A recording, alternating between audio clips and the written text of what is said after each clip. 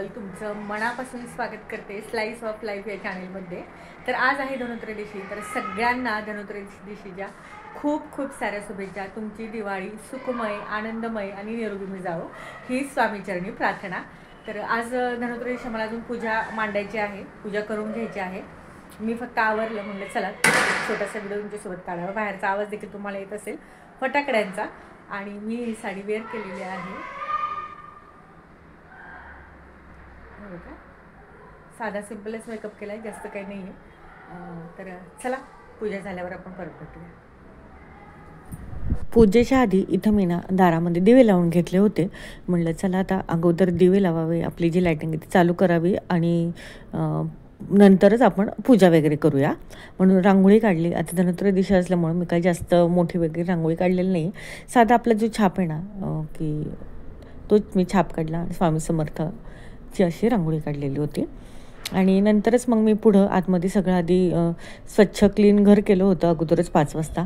आणि नंतर मग म्हटलं की चला पूजा करायला लागली की पूजा झाल्यावरच आपण स्वयंपाकाला लागावं।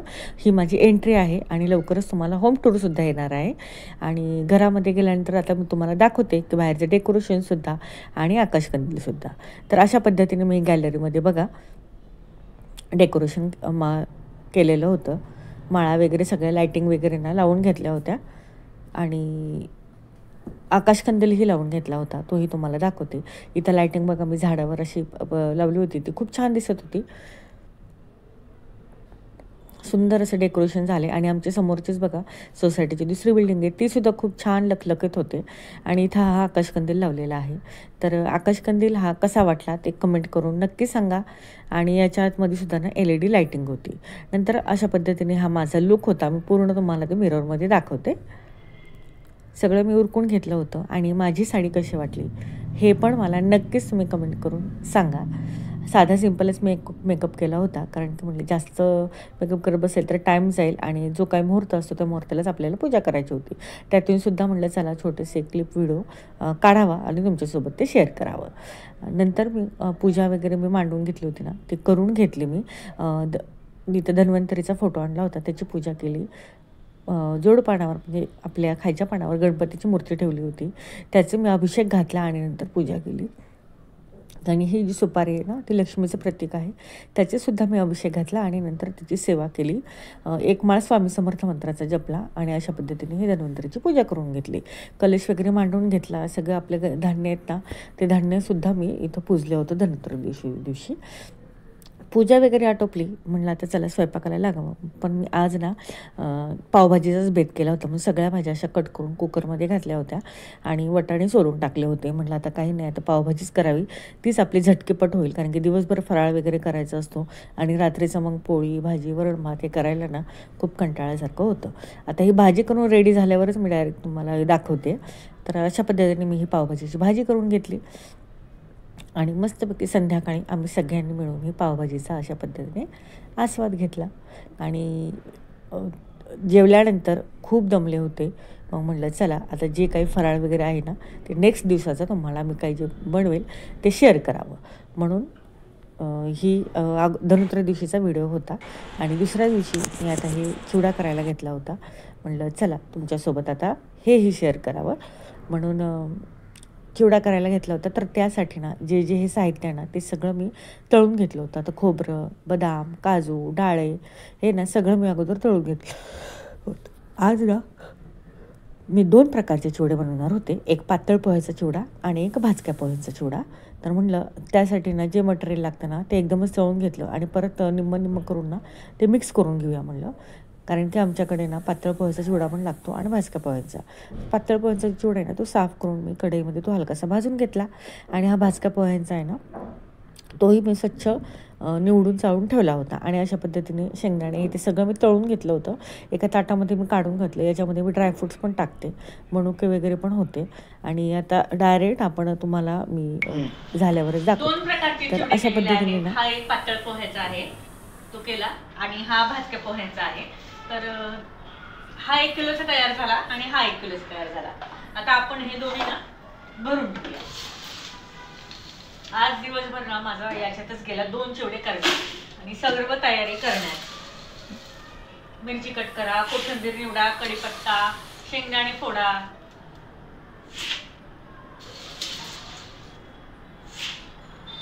हे तर पातळ पोह्याचं पण ना आपण हे सगळं थंड झालं ना मग बघूया. तेवढा थंड झाल्यावर गरम गरम भरायचा नाही, नाहीतर तो साजळतो.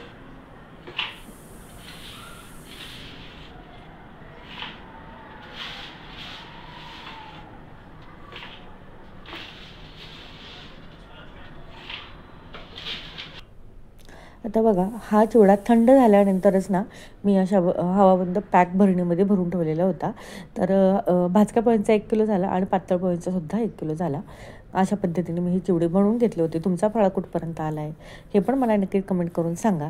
आणि दोन्ही आता चिवडे रेडी झालेले होते. काही फराळ मी जे केलं होतं ते तुम्हाला मागील व्हिडिओमध्ये शेअर केलं होतं. आणि हा परत नेक्स्ट डेचा व्हिडिओ आहे. तर या व्हिडिओमध्ये आता मी शंकरपाळी करायला घेतलेली होती.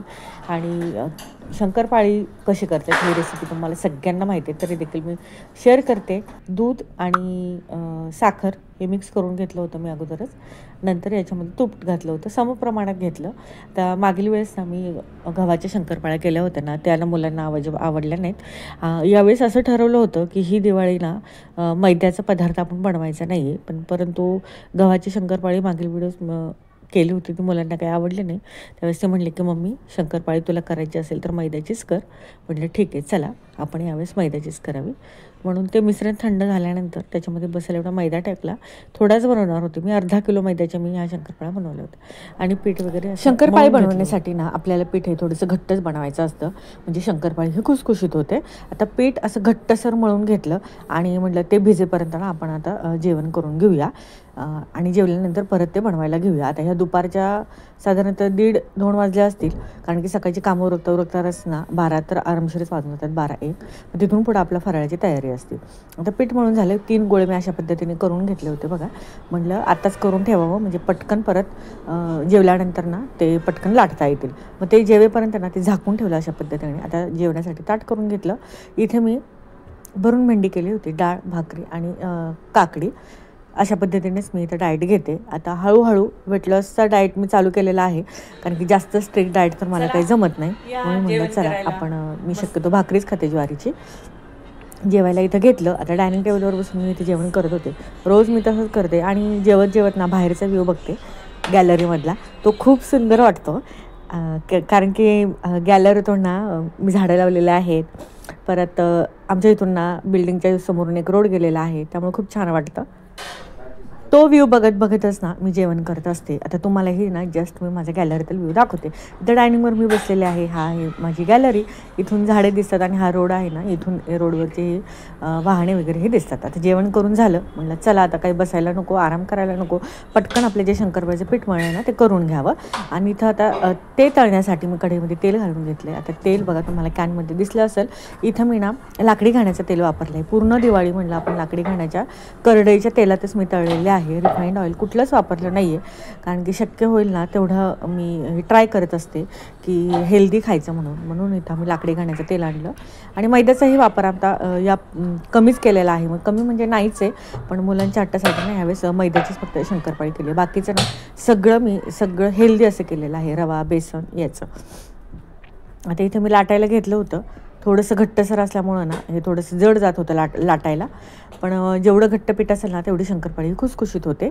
आणि गव्हाच्या पिठाची शंकरपाळी ना ही थोडी कमी खुसखुशीत होते, त्यामुळे ती मुलांना काय आवडत नाही. आणि म्हणून म्हटलं की चला जास्त काही नाही आहे, अर्धा किलो मैद्याचीच करावी, कारण की आपण फराळासाठी ना बोलवतो कोणाकोणाला. समजा आता आहुंचे फ्रेंड्स वगैरे येणार, त्यामुळे त्यांना पण द्यायला ना मग ते चांगलं वाटतं की आपण कसं चांगले पदार्थ बनवले ना आपल्याला खूप छान वाटतं. आणि येणाऱ्यांचा जे आता फराळासाठी बोलवतो आहे त्यांनाही व्यवस्थित असावं असंही आपल्याला वाटत असतं. आता इथे मी सगळे लाटून घेते आणि नंतर ते कट करून एक पोळी लाटून ना ते कट करून घेते. आणि तेल तापलं की दुसरी पोळी लाटत ते तळूनही घेते, म्हणजे ते पटकन होईल.